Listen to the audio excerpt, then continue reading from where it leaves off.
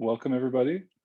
We already have about 10 participants that have shown up. We're just waiting a few more minutes to get underway to let everybody get a chance to log into the meeting.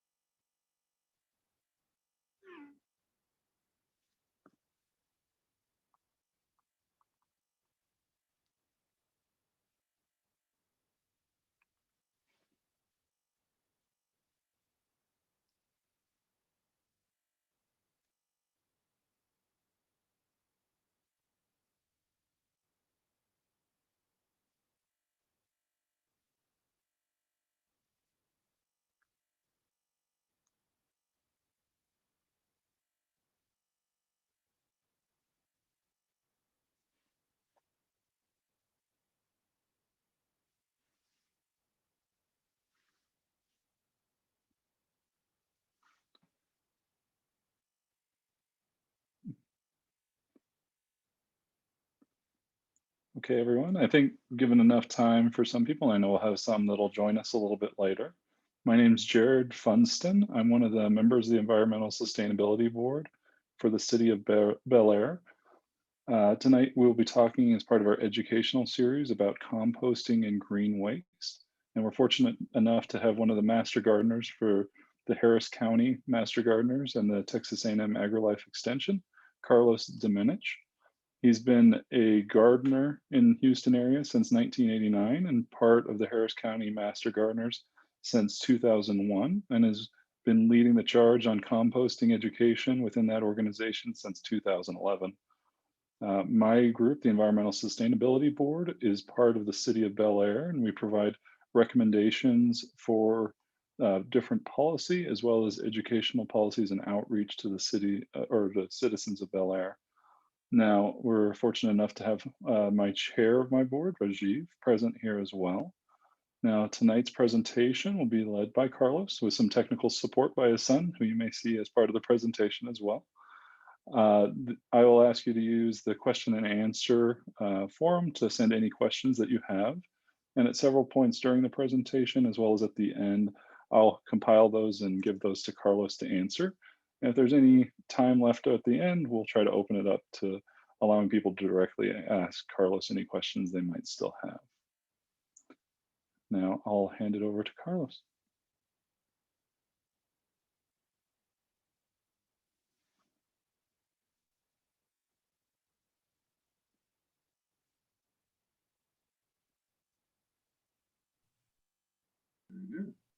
Well, thank you, Jared, and thank you for the invitation to talk about one of my favorite topics in life, which is making compost.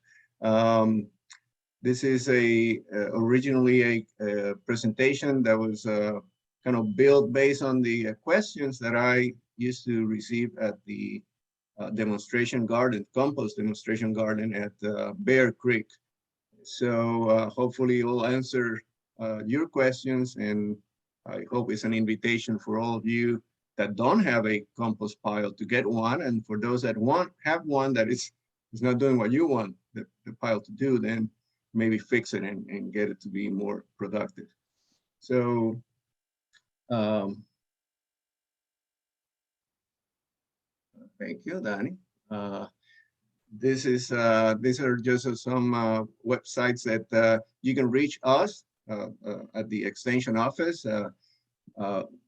Different master gardeners have different interests, and I can say that every area of gardening that you might be interested in, there's an expert at the at your local master gardeners.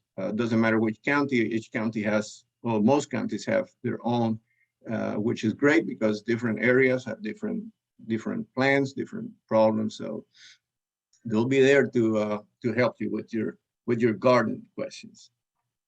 This is the topic. This is what we're going to talk about. I like to think of composting like if it's something magical. I also think it's like cooking, and so much so that I'm going to give you 2 recipes tonight on how to cook your compost, just so you can get started. Jared mentioned about questions, and please send any questions you might have. I'll try to answer them as much as I can, and we'll stop in a while to have to address the questions. So soil is the most important part that we need to help if we want to have a good garden. If we want to have healthy plants, obviously we do need a healthy soil. This is very basic, and it's just for you to have an idea that the soil, it's an ever-changing thing. This is the normal composition, which is water, air, minerals, and a fraction, 1 to 5% organic matter. But in that organic matter, there's an universe of things that are alive and things that have been alive at some point, and some of those things were alive thousands of years ago, and they're still there. And when I talk about organic matter, I sometimes mix it up, and I use the word compost, because really compost is basically organic matter plus a lot of microbes in it. And the important thing here is that when we're working in our yards and we're doing things, we are even when we don't think so, we're working with the plants or putting things on the grass, we are affecting the soil. And the soil, it's sensitive because even when it sounds like it's just inorganic stuff, what we need to keep in mind is that it's full of life. And yes, whatever we do, we affect that life. And that life in the soil is what keeps everybody alive. So I preach the organic way, the more natural way. I think it's better. And I always invite people to reconsider every time that they're going to use a chemical product in their yards, in their gardens, get some other opinions. There's always an option. There's always usually a better organic option to chemicals in your garden. The soils in the Houston area, well, they're not bad. I don't know why they're described as bad soils. They're challenging. They're different. They're very rich in clay particles, which are very small. So these soils, the soils we normally have in this area, they tend to, well, first of all, they don't drain well. That's a problem we all know. And they tend to be low in organic matter, especially the ones that are cultivated. And so if you're planning on starting a bed for your garden next year, let's say for spring bed, preparing the spring vegetables and things like that, well, that's the best chance to prepare is right now. Raised beds are the best way to go in the Houston area. And you can use amendments, the physical things to improve that soil before you start planting. And this is a basic idea on what to add to improve the soil.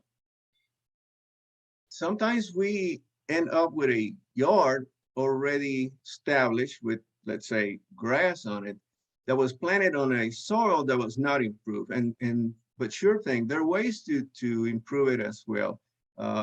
This illustrates a technique that those machines are commonly used to, their aerators, they just poke holes in the really hard clay that you can see in the picture, and then you use organic matter compost to help the soil. And that's one of the things you're going to learn, hopefully learn tonight, that compost improves your soil. It makes it drain better. It makes it function better. Other things that you're going to be adding to your soil, amendments of, using the word amendments, other than the physical ones, for improving it, you also need to add nutrition, especially for those very highly selected plants like tomatoes that are so productive. They really need a lot of nutrition. They need a good soil, but they also need the nutrition. And for a lot of people, believe that compost is a fertilizer, and I'm sure you have heard the term like organic fertilizer referring to compost, but compost is the best product you can add to your soil to improve it, but not necessarily the complete source of nutrition. But there are a lot of sources of organic fertilizers that you can add to your soil in conjunction to compost to help provide for those super athletes that you plant in your vegetable gardens. So remember that to feed your soil, not only improve it in terms of the structure, the condition, how the soil drains, how it accepts and holds on to nutritional amendments that you add, but also you have to provide it with the other elements that are needed for the plants to grow.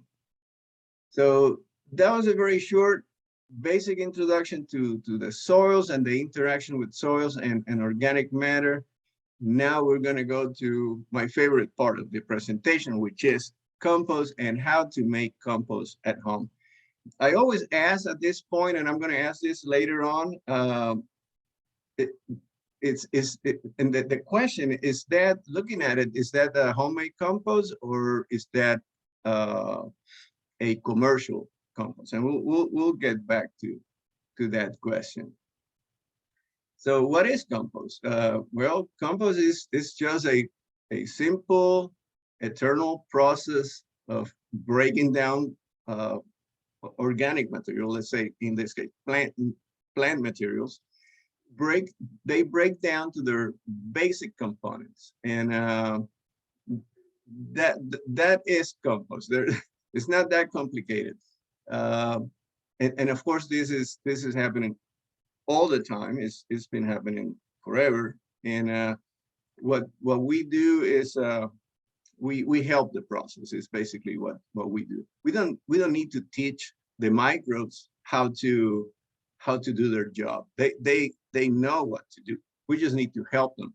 And because and we're going to talk about that in a few minutes, that we always want it to go faster, and that's what we always want. So making composting is a natural process, and I already mentioned this to Jared, that this is at the Jersey Village, where they have so beautiful old trees, and every spring and every fall you see those bags of leaves that are heading to the landfill.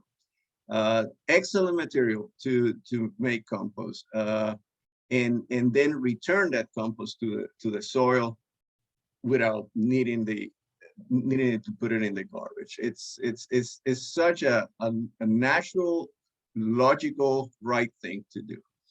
And of course, like I mentioned, that the compost is rich in microbes, and it really helps the structure of the soil. It doesn't matter what kind of soil you might have. The structure of the soil is how the particles are like grouped together.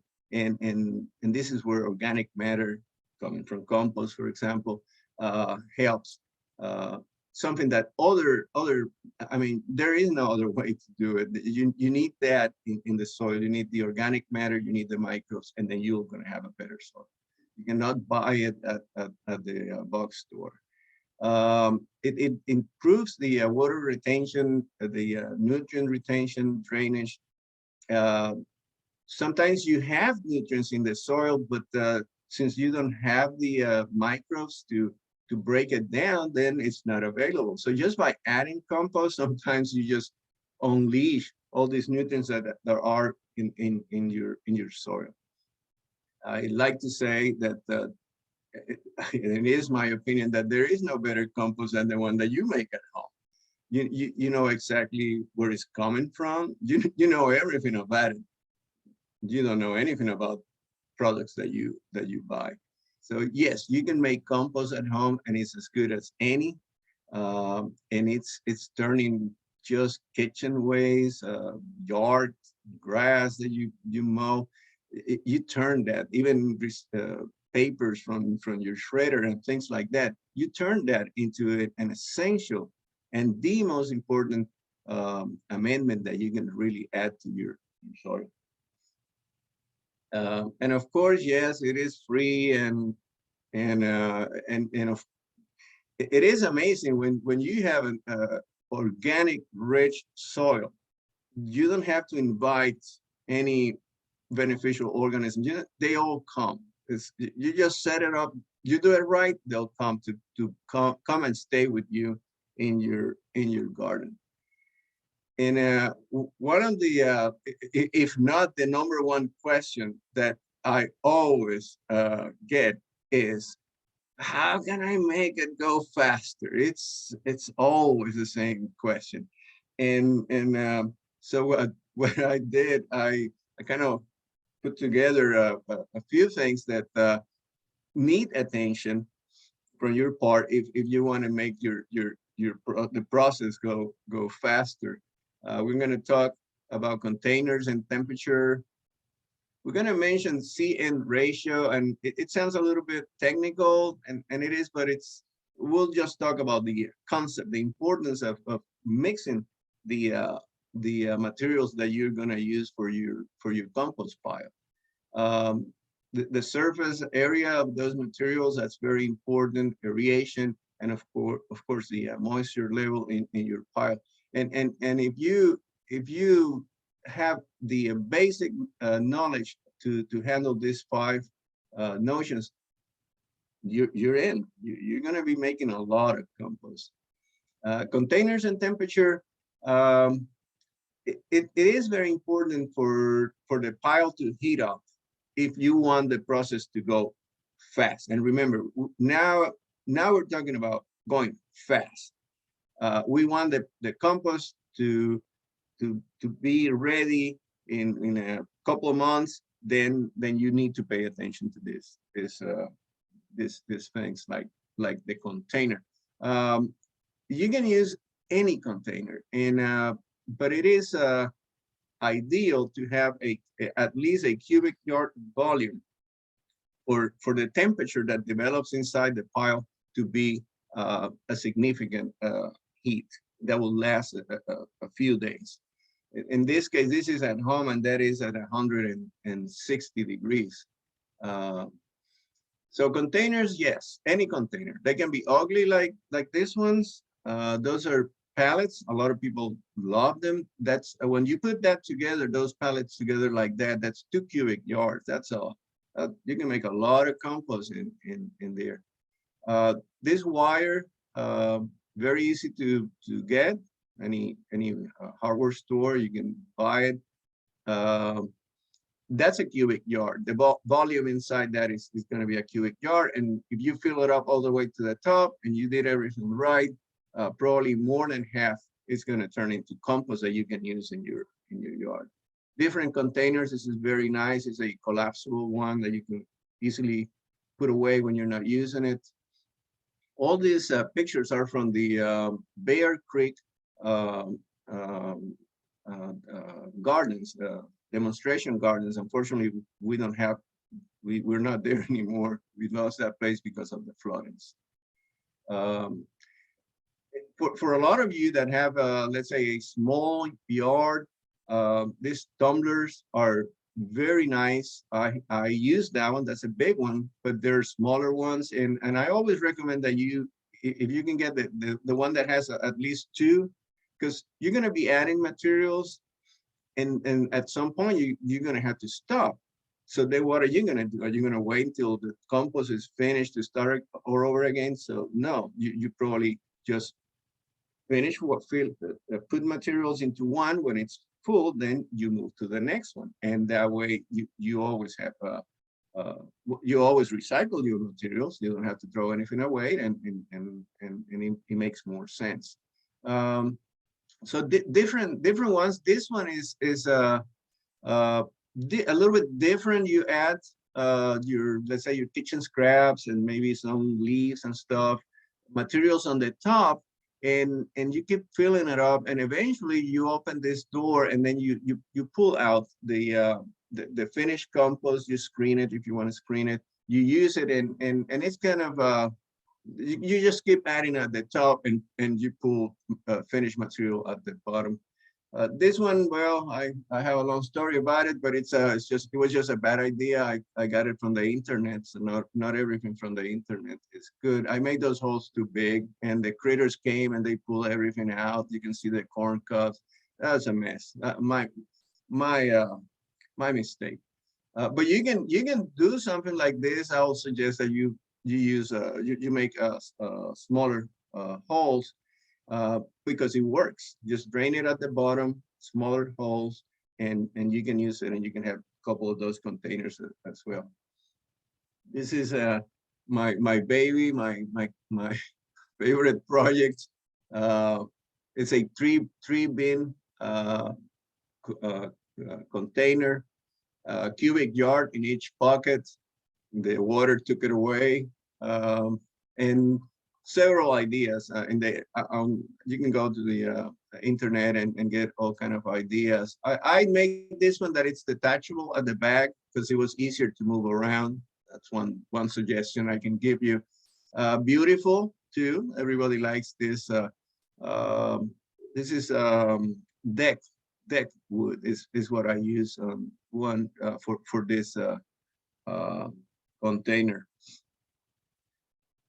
This is very popular, and it's called in-ground or trench composting. You plant on this side your tomatoes, let's say, and this space in the middle, you just add whatever materials you have, kitchen scraps and leaves, and you just keep walking on it. And then what happens is that you see you have your plants, you've been adding materials. It is, let's say, the end of the season. Well, you pull your tomatoes at the end of the summer when they're not setting fruit anymore, and then you just till this in. The soil is ready for the next season. It's very easy. A lot of people actually in between their garden beds, they just have trails where they just bury stuff. Perfect. It's just another way of doing it. Actually, I forgot to mention that some people don't use any container at all. They just have like a pile. I have found that is not very practical. It's better to keep it organized, easier to move from one pile, one container to the other. At least in my experience, I need containers. I use the wire containers. Even a cardboard box, or if you have access to alien technology, you might be able to get one of those, which I have no idea how it works. So containers, that's the thing. It's whatever fits you. So a common mistake, people get into a big container, huge, and then they can work on it. They can turn it, they can do anything. So start with something small and kind of grow into it. So, but if you're the one that's going to do it, make sure it is the right size. It doesn't have to be huge. Big container. I've been to friends' houses that they have this monstrous containers, and then they're complaining because it doesn't move fast enough, really, because you're not able to work the container. So the CN ratio, which stands for carbon to nitrogen ratio in the materials that you're going to use in your pile, it's a scientific information that is published everywhere. Whenever you read an article on composting, you'll see the CN ratio, carbon to nitrogen ratio mentioned. And there's a value for probably every plant material that you can imagine, and animal material too.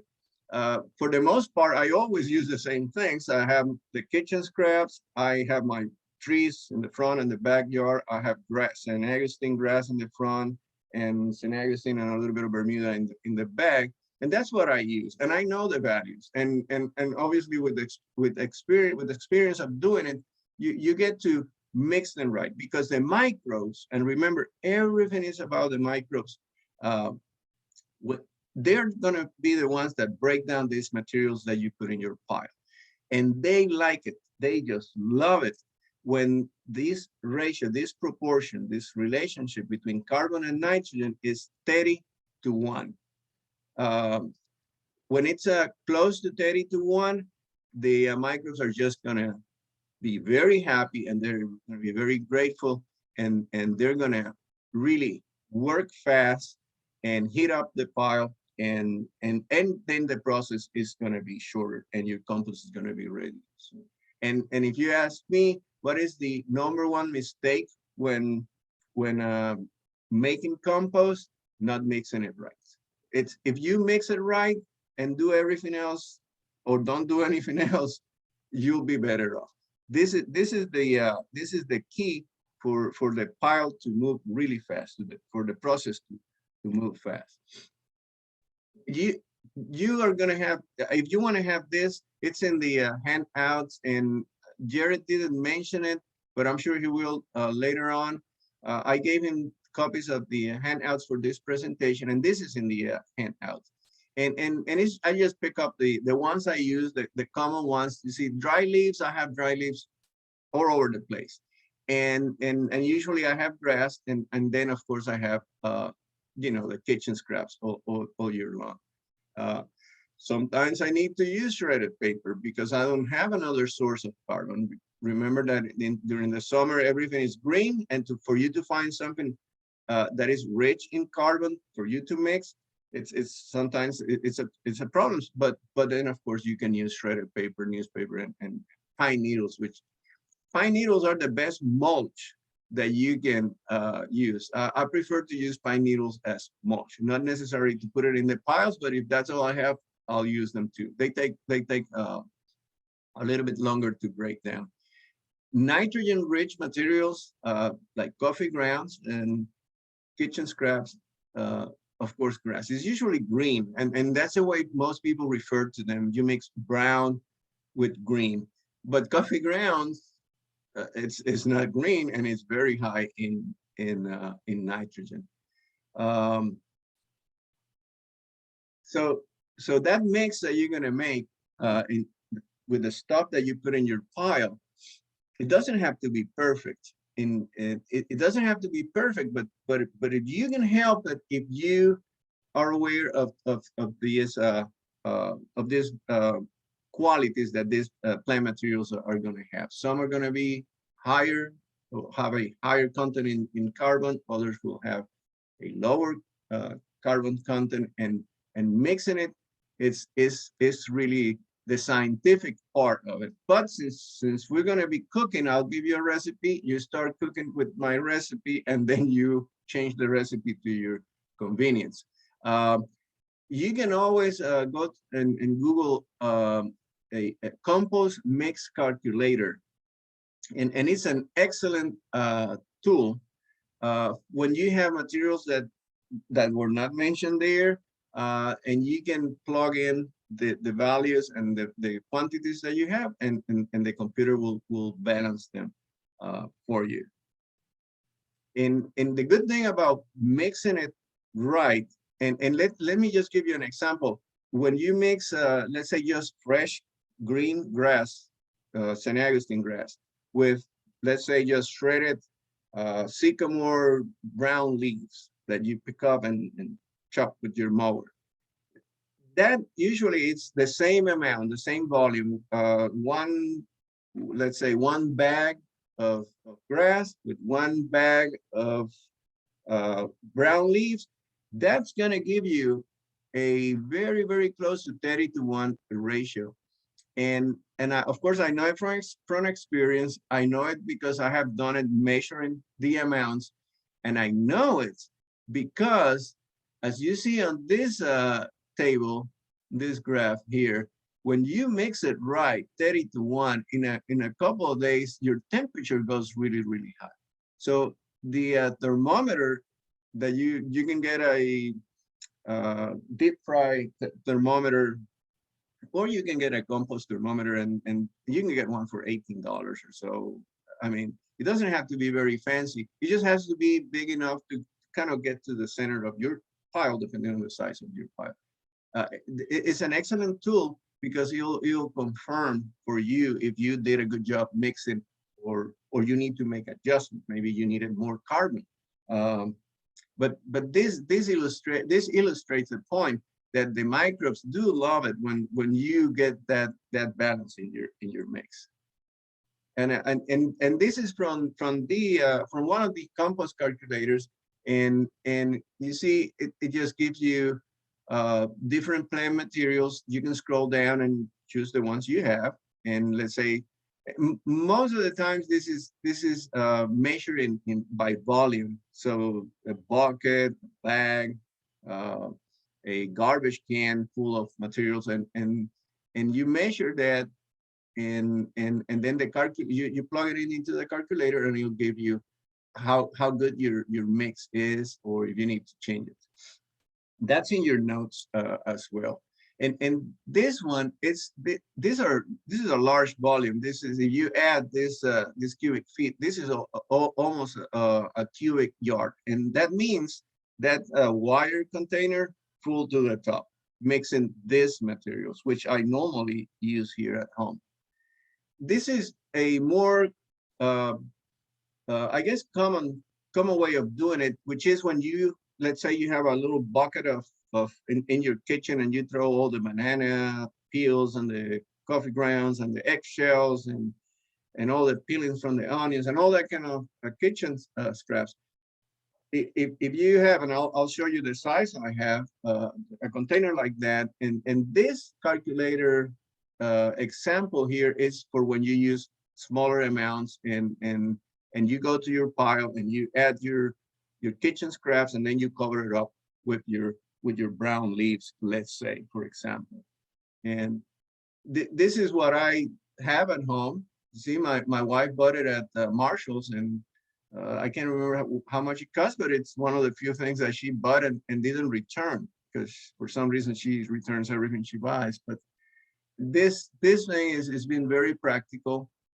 Of course, I measure the volume inside, and then I know the volume of the bag. I figure it out, and if I go to my pile and I add this much of kitchen scraps, I need like this bag and a little bit less than a half to cover it up.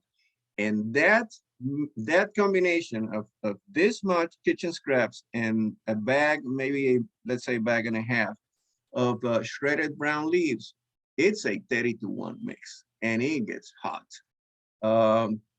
The important thing is that every time you add something to your pile, when you're doing it that way, that you go and add a little bit, every time try to balance it.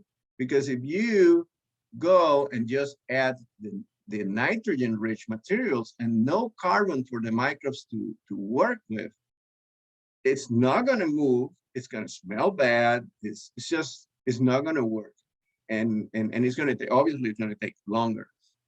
Microbes use the carbon as a source of energy, and the nitrogen as a material for building their cell walls, and they need to multiply to create more microbes so they can work faster in your pile. Okay, so this is something that I do a lot as well, just small amounts. And I always collect brown bags. Collect brown bags and save them, because it's always a limiting factor. You see that kitchen scraps are going to come all the time, unless you stop cooking. But the brown leaves, you want to save them. When you have a chance, save them, and I guarantee that you're going to find a use for them. A lot of times you have to be careful with the things that you put in the pile. For the most part, these microbes are they're just going to break down whatever you put in there. But since we want the process to go fast, we don't want to do anything to slow down the process. And if you add a large amount of oil or grease to your pile, you're going to kill those microbes, or you're going to kill a lot of them. So you're hurting your workers by doing things like that. Obviously, dog feces, cat feces, and I mean, it's not necessary, and I don't think it's a good idea. Fatty materials, meaty materials, small amounts is probably okay. The pile is going to take it, because in nature, when a cow dies out there in the pasture, I mean, it's just going to die, and it's going to be broken down. I mean, everything breaks down. But in the urban environment that we live in, and you know, we have to be more aware of the things that we put in the yard, because we might be attracting critters that we don't want in our yards. Careful with vines. You have to always pay attention, because they'll grow in your pile. And I don't put weeds with seeds in my pile. It makes no sense. Even when my piles get really, really hot, I can't guarantee that I'm going to kill all those seeds with the heat that I'm developing, that my pile is developing. Because I mean, it's just it's not that easy to expose those seeds to the right temperature for the right time. So avoid weeds if they have seeds as much as you can. So all the things from the kitchen that you can put in. Eggshells don't participate in the mixture formulation, the carbon or nitrogen, they're neutral, but they're a source of many good things for the pile. So yes, they can go in the pile. They have other uses, especially in organic gardening, that I invite you to find out about them, like crushing them and use them to kill slugs and snails on the surface of your beds and things like that. Very interesting. But they could go in the pile, in the compost, and I use it all the time.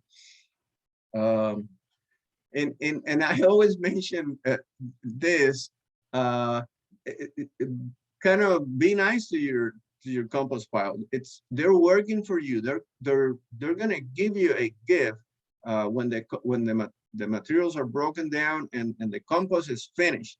It's a gift. It's a treasure that you're gonna use to improve your soil. Your plants are going to be healthier.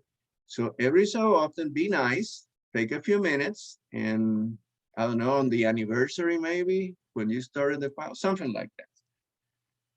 So these are some of my assistants in the composting process.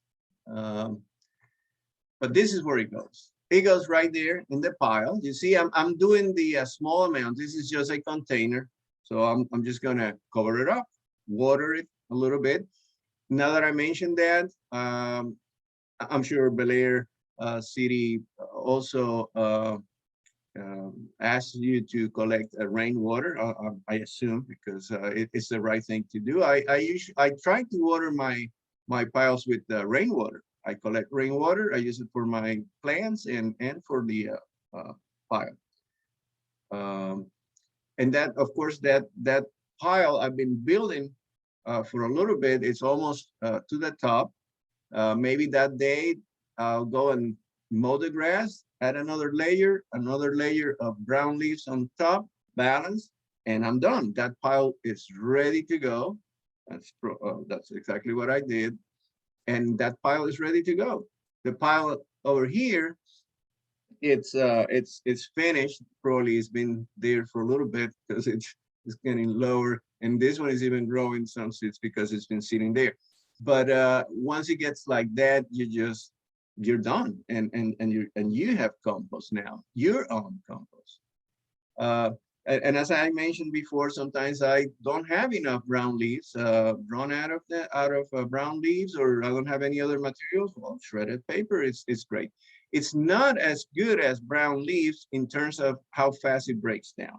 There's a difference, and even between brown leaves, there's a difference, because magnolia tree leaves, they don't break down like, let's say, sycamore trees.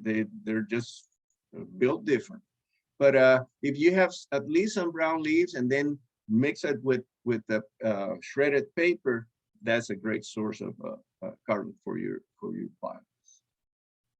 So surface of the materials is very important, because the microbes, they work on these materials from the outside. They attach to the surface. So the more surface they have, the faster they can work.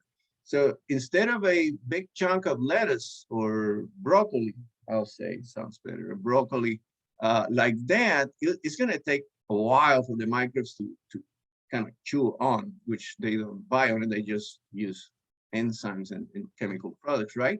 But they'll break it down, but it's going to take longer. But if you help it by breaking it, cutting it, shredding it, cut it in at least a few pieces, the materials will break down faster. So everything that you can break down, do it. That'll be an important step in accelerating the process. And doesn't matter what you have. Some people have shredders. I have used electric shredders, gas shredders. Most of the stuff I shred here at home is just with the mower. With the mower and things that I can cut. You don't need a shredder. It's a great thing, but that's another tool that you have to keep up with. So shred, use your mower if you can. If not, then step on those leaves. That will break them down a little bit. Some people put the leaves in a garbage can, and with the weed eater, they break them down. Whatever you can do is gonna help. I have cannas, and that's all I do. I just cut them once they bloom. You know, you remove them from the bottom. I just cut it a little bit, and that's a source of nitrogen. Clippings, as I mentioned before, the grass. Some people don't pick up the clippings, and that's another discussion. And it is important to know that I do it because I need them for the compost. I return compost to my grass.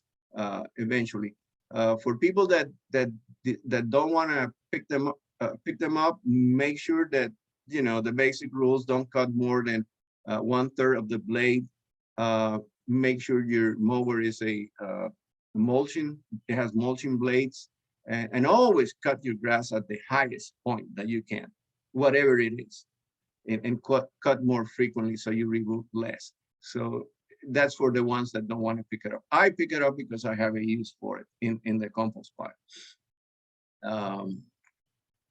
So be careful when you have left leaves in your yard. For some reason, snakes will always come and get on there. And I have killed a lot of garden snakes without meaning to do it, because you have to know that. So just move the leaves around, make sure nobody's there, especially your cats. It'll be really, really bad. Air in your pile. This the kind of the composition that we want, the process that we want, requires air. There's in nature, the breaking down of organic matter sometimes occurs in the absence or a very limited amount of air. Yes, but the practical one for us gardeners to have at home, it requires a lot of air. Those microbes, they want that fresh air to function, and the best the better mix you make, the faster the process goes, and things start to break down, and they tend to collapse, and then the air gets displaced. So that's why you need to every so often turn your pile. That's what it's called, turn your pile. And what you're doing is really incorporating more air, so those microbes can work and do their job. As a basic rule, if you let's say finish up your pile, excuse me, and if you have a thermometer, you can monitor the temperature, and you if you did a good job, it's going to get hot, and it's going to stay hot, and probably by close to 10 days or so, maybe 2 weeks, then it starts to go down the temperature. Perfect time to turn it for the first time. If it looks dry to you, then that's the next topic. Add some water, turn it to incorporate fresh air. So loose, very loose and fluffy is really good. We don't want a compacted pile because it's going to be deprived of air, and those microbes do want fresh air. So turn it. It doesn't matter how. Obviously, some of the containers that we saw before, but they're very easy to turn, like a tumbler. You just turn it. The wire containers, usually you pull the wire, set it next to the pile, and then you toss everything back. It's a great chance to get it wet as well if you need so. Tools like this, you can buy at, I've seen it at the box stores, $12 or so. Very easy. You just push it in, and the wings will fold, and when you pull up, they open up, and then they bring the, they move the bottom to the top, and you can do that. You can use an electric drill with an auger type tool to poke holes, and it's basically the same process. That I do that, especially when I have multiple piles to turn. I use that inexpensive drill with an auger with an extension to do it. I've been doing that for a long time, and it's a great help. It saves your back, so you can play more golf. Moisture is another important component of this equation here, and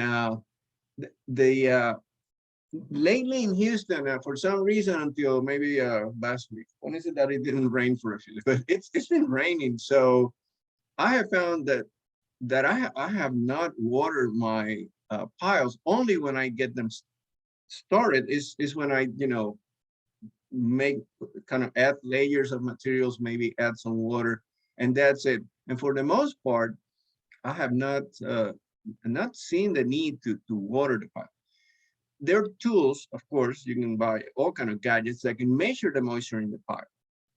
But you can also stick your hand, grab some of those materials that you have in there, squeeze them, and if it drips, well, it's too wet. But you want is when you release it, that you wanted it to hold its shape. And if you use just that simple technique, you're going to be in the 30 to 60% moisture percentage that you want in your pile. But I mean, you can also buy a gadget to measure the moisture in the soil. It'll be the same for your pile. So the most common question is, how can I make it go faster? And then I guess the second most common question is, well, when is it ready? How do I know it is the compost is ready? Well, and the answer is not that complicated. It's and this is the answer. When you just can't tell what the original materials that you put in that pile, when you can't tell what they are, then you're basically done. And this is the basic answer. For some people, if they let's say some researchers recommend, let's put it that way, that if you're going to use your compost to help to amend to improve your potting soil, it should be at least 4 months. Because if you do a good job, you can get you can go from here to here in 8 weeks, 10 weeks, 12 weeks, really, really fast. So guess what? We're done. We're already making compost. So Jared, I think that since we already get to finishing the compost, maybe this is a good time to stop. If there are any questions, if not, I'll just keep going. What do I need to do? So there's no questions right now. Don't forget to use the question and board if anybody has any questions, but there's none right now, so you can probably continue. Great. Okay, well now we have all that compost, and I personally love to screen the compost. This gadget, I made this one, and I made it to fit the tools that I have, and there's a handout also on how to build your own. I do like to screen it, and I like to screen it for a very simple reason. Well, it's easier to work with, and as I put all this material through the screen, through the screener, the material that goes through is that compost. I'm going to use it, and we're going to talk about that. I'm going to use it right away. The materials that don't go through because they were harder, they didn't break as fast as the others, they're not going to go through the little holes. But guess what? That's also a useful material, and that is it's called mulch. And they are different. You see, they're coming exactly from the same source to this point, and now I screen it and I separated them, and they're essential for the health of your garden, both of them, but in different ways. Mulch, by definition, is just larger particles, and yes, you can tell that.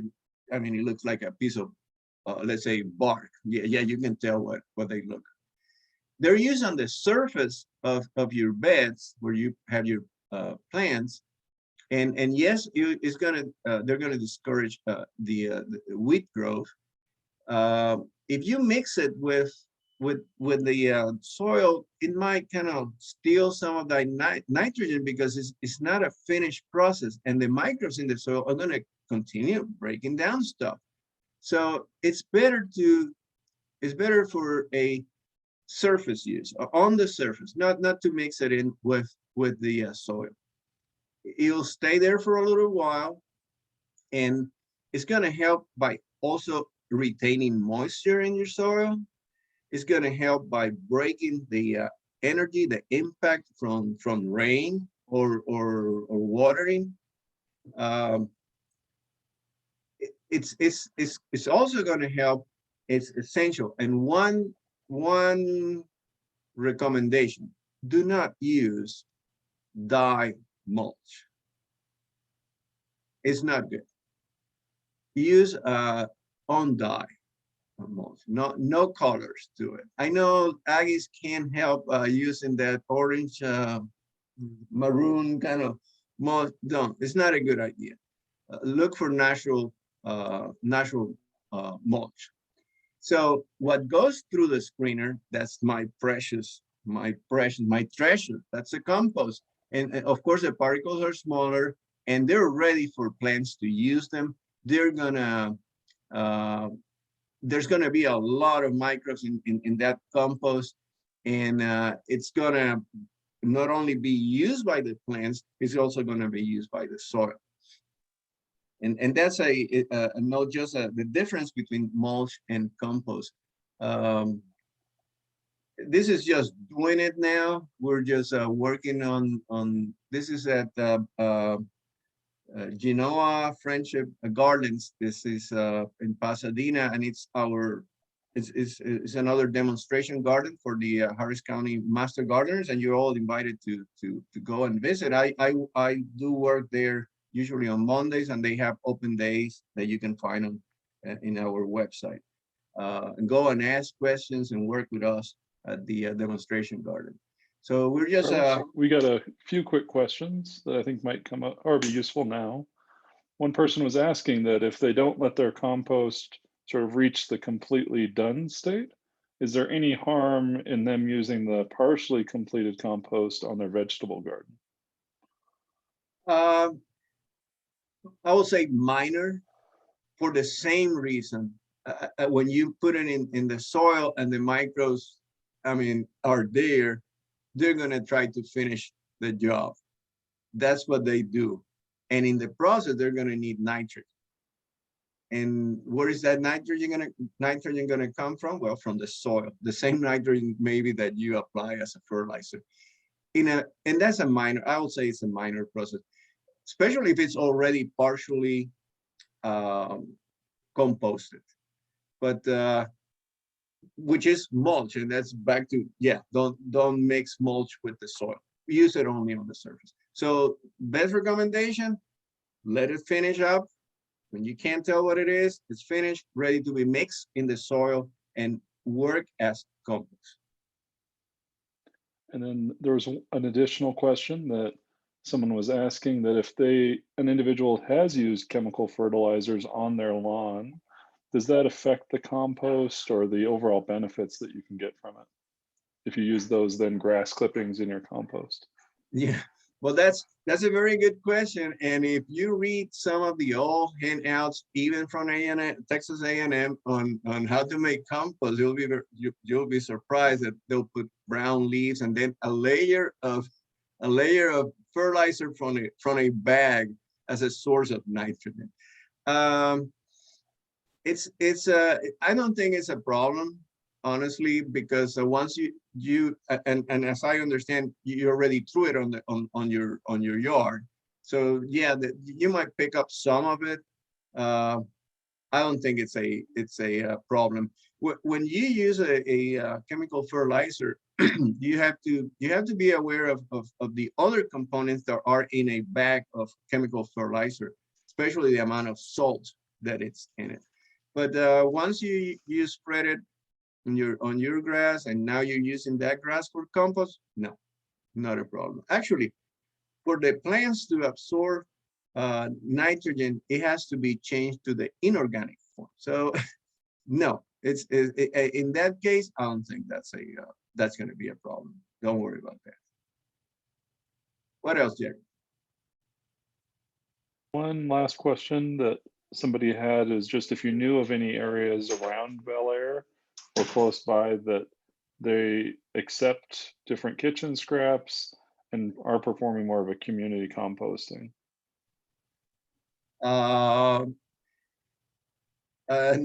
I honestly, no, I don't. I'll probably, I guess, send that question back to you. I do know that now in the Houston area, there are companies, and these are private companies. I don't know them, but I heard of them that collect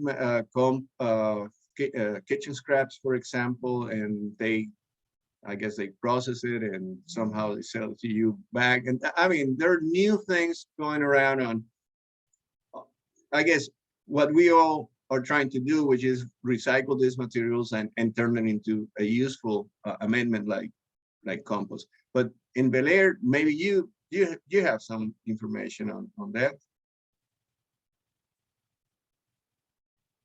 And I know there are different companies, and sort of our environmental sustainability board has talked actually to some of those different companies, but for volunteer groups, I'm not aware of any particular volunteer group within Bel Air themselves. And I'd have to sort of do more research to find out for our participant to see if there's any opportunities for them. And I'd like to add that if you ever, I mean, get this idea going, contact the extension office, and I'm sure we'll be interested in helping, especially neighborhoods and communities in doing the right thing. Okay, very good. Okay, so let me move to the next slide here, and of course that is I mean, you can tell what those materials are, and that's going to be used as mulch. And you see, this is where you use mulch, or if you want to call it unfinished compost, or what was it, Danny? The compost wannabe, that's mulch. It wants to be compost, it's just not there yet. But it's extremely useful, and these are, I mean, in protecting the beds like that on the surface. This is compost, and so this is going to be mixed into the soil, mix it with potting soil, and we're going to see how to use it as well. I blended or single mulch. I love to mix my piles of compost, and I was going to ask, going back to the original question, is this a commercial or homemade? And obviously, if my wheelbarrow is there, it's probably homemade. But one thing that I have never seen and never found in commercial compost is eggshells. Never. So if you ever see commercial compost with eggshells, please give me a call, so I won't keep saying that it is not something you're going to find. But this is homemade, and one way to know, when you go to the gardeners, the farmers market, and they're selling homemade compost, maybe that's one way to put them to the test. So I love to blend. Finish a pile here and a pile here. I just mix them up, and now I have all this compost. And here comes the question: what are you going to do with all this compost that you're going to be making at home? And I'll tell you, you can do a lot of things. And I'm going to go really quickly over these things that you can do, because I have pictures about what to do with compost, and of course vegetables and vegetable and flower beds, potting soil. I've seen this recommendation of like 20% of the volume of the pot, just make 20% compost, because yes, it's going to help the potting soil. It's going to make it healthier, but compost doesn't have the like the strength to support it. So 20% sounds like a very reasonable number when it's added to potting soil. Top dress your turf, deep root feeding trees, and you can use that same auger. That's what I use. To break the compaction at the surface, and then fill it up with compost, and those trees are going to be so happy. You can bag it and give it away instead of gifts or gift cards or wine, or you can make compost tea and spray your plants and bring all those good microbes to your plants and make them healthier.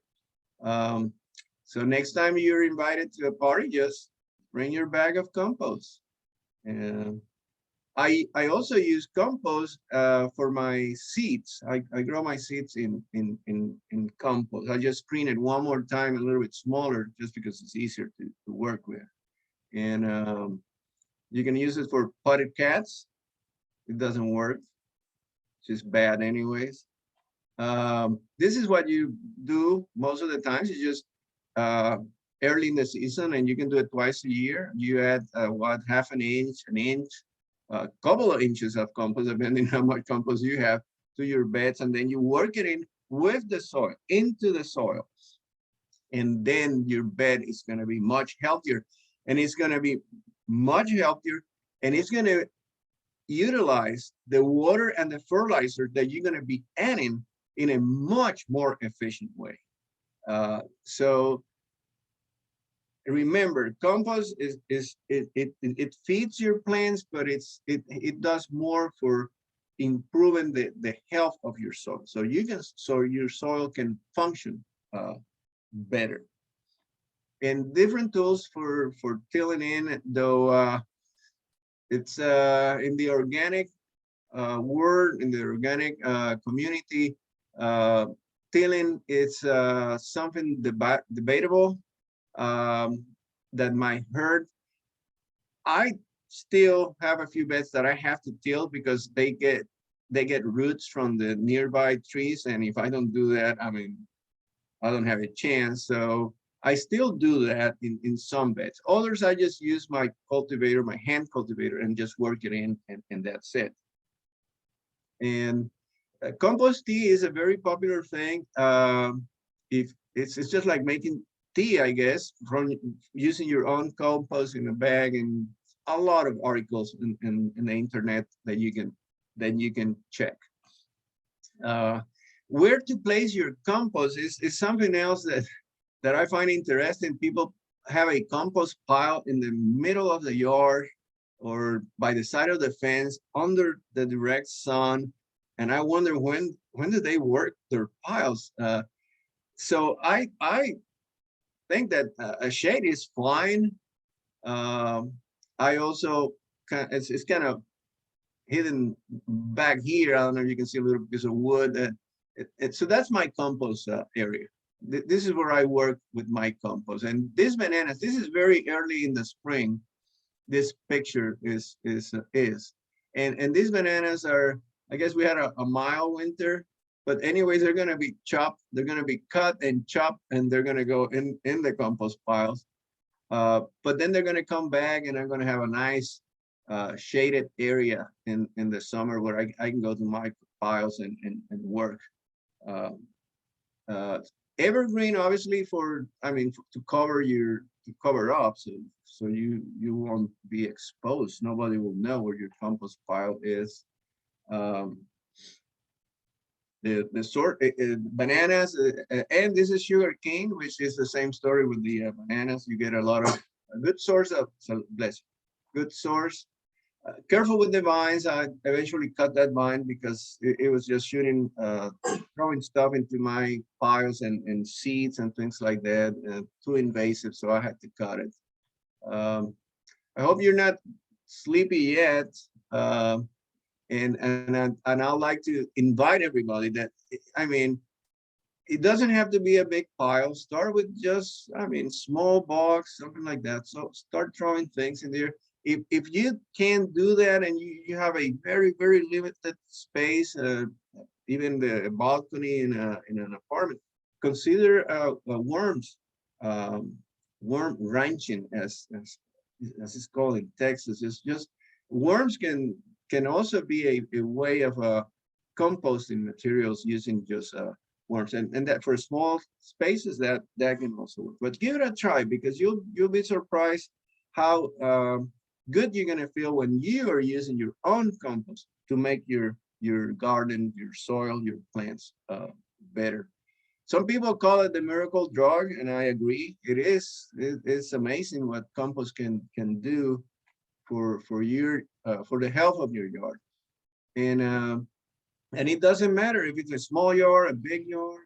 I love my yard. I love my kids grew up here. My grandsons are running around, and I'm gonna say this again: if you can stay away from chemicals, I guarantee you that your yard is gonna be healthy. And start with compost. Jared, I think we got to the end of the presentation. We sure did. And I guess we don't have any pending questions right now. So I guess if there's anybody that has any questions, we might be able to unmute them and they might be able to ask them directly. What do you want? We're done. You were not in the presentation. We'll jump on you. I'm sorry. We'll put you in the next presentation. How's that?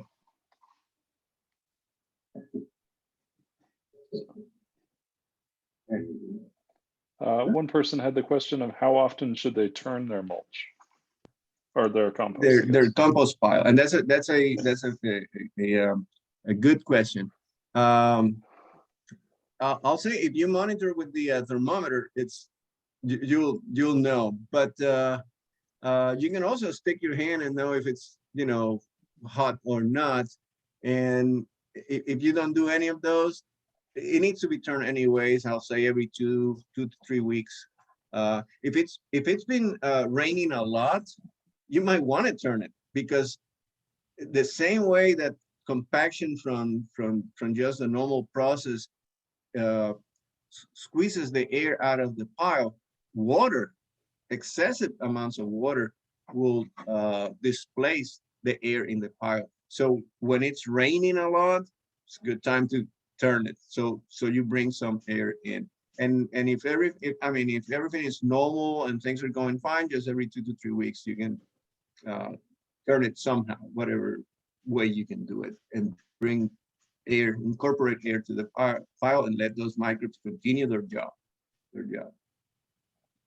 Another question. So other than just turning the compost pile, is there any other way to reduce the moisture if it's getting too wet? I don't think, well, there might be other ways, but I don't think I don't think I don't think you have to do anything other than just turn it. Another person. I'm sorry.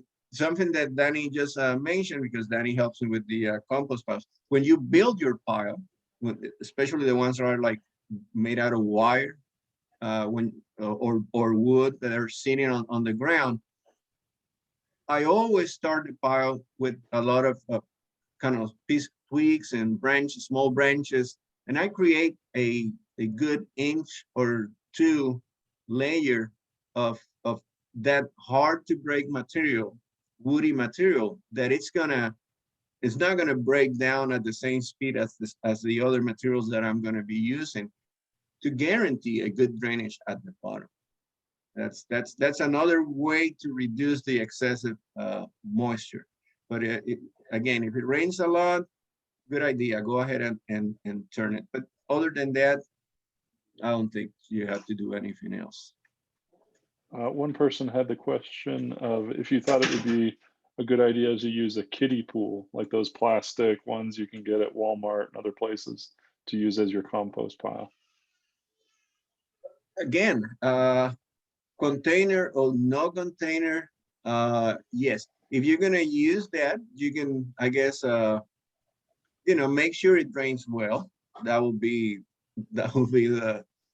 my concern. Make sure it drains well. And yes, that would be more or less like a regular pile in the ground, but not in the ground, because it'll be contained in the little kids swimming pool. But the only other thing I might think is going to happen in that kind of container is that it's not going to get as hot as it will get, let's say, in a more circular, taller, more grouped together type container. But yeah, that'll be we can call it a regular pile in the ground, but contained in your container. That's a good idea. Actually, I never thought of. I also think it would work fine. Okay, any other questions anybody has?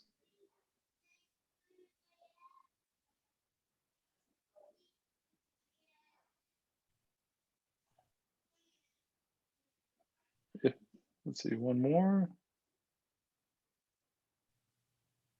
Have you ever thought of using a PVC pipe sort of buried into the center of the pile to allow you to aerate or to water into the pile? Okay, Danny, can we go to the containers?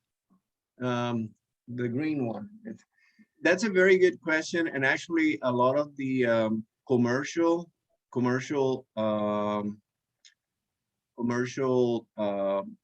containers come with these structures, these towers, and I guess you can see, yeah, or whoever asked the question can see this slide. You see, this is meant to be inserted and act as a form of ventilation. I did that, and I'll tell you that you can use it. I don't think it makes a difference. There's no substitute for turning your pile at some point. Honestly, I don't use them anymore. I just don't use them, and I get, you know, the right temperature, and I get the product in a reasonable time. So as far as my experience goes, you don't need that. You do need to turn your pile every so often if you want the process to go fast. If not, don't worry about it. Just let it be. In nature, things go so slowly, so perfect. It's just if you want it to go faster, uh, then you turn. Those those gadgets like that, the air towers, whatever they're called, might help. I don't think so. I don't think they make a difference as for me to want to use. Hey, Carlos, I'll jump in with a question. This is Rajiv. Could you go over again the types of paper that's available or applicable? Did you say newspapers can be composted, and is there Right. certain types of papers that are not recommended? Well, with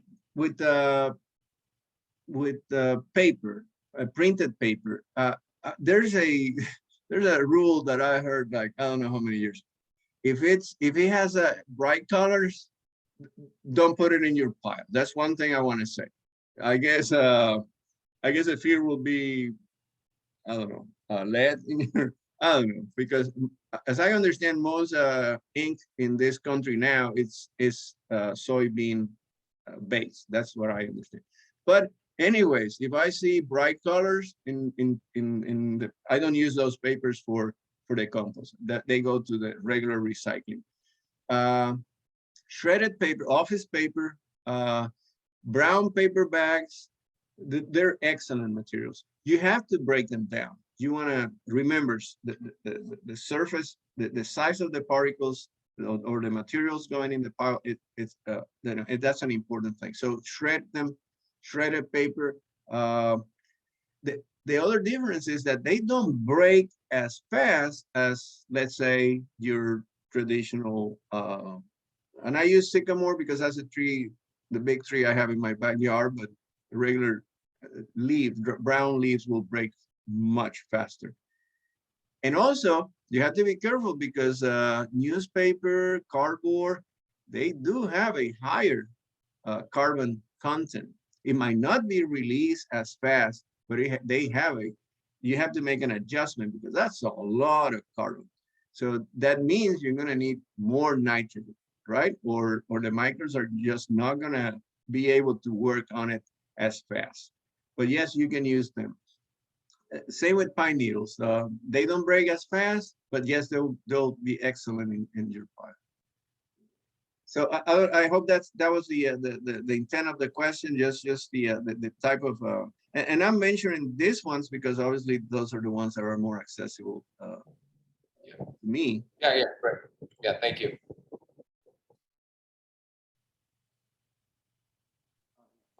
One person. That's another good one. And you know, I used to know the value, and it's like, it's very high. It's very, very high. I'll invite you to go to do the compost calculator mix, because they have that value there. And if you're gonna mix it with whatever, kitchen scraps or just coffee grounds, just as an example, you can find out how many buckets of your sawdust. And I've seen that question so many times before, I just forget about it. You'll have to mix to get close to the 30-to-1 ratio, because the value is very high. Oh, I'm sorry. The question was in relation to using sawdust as a component of the mix, and the answer is great. You have to be careful because it has a very high carbon value that you need to match with the nitrogen, and it might need some brown leaves too, for the same reason. Going back to, these materials don't break as fast as just regular brown leaves. But that's an excellent and great that you can recycle that sawdust. Yes, I'm sorry. Is that another question? It's just sort of information from one of the participants that said that there is a neighborhood composting program at Mandel Park where they drop off veggie scraps and eggshells. And actually, one of the local Boy Scout troops volunteers by helping to turn those large bins on the weekend. Very good. Let's see. They also have contact information for the individual that helps run that program, and we can try to send out to all the participants some of the informational sheets that I got from Carlos, as well as we can try to send out that contact information if they're interested in that local opportunity. Okay. Any other questions that people have? Well, I'd like to thank Carlos for coming and spending the time with us and the technical support that his son provided. This There is you my go. technical support that's coming into the screen right now. I see. I'd like to thank Richard for helping to make sure everything was running smoothly, and Rajiv for being such a participant and helping make this all run so smoothly as well. If anybody is interested, we have our Environmental Sustainability Board meeting on the first Wednesday of the month, and everyone's welcome to join, and the information on that can also be found on the City of Bel Air website. But thank you again, Carlos, and I hope everyone has a good night. Thank you, and invite me again. It's been a pleasure. Thank you. Right. Thank you, Carlos. You're welcome. Thank you. Thank you, Jared. Good night. Yeah, thank you.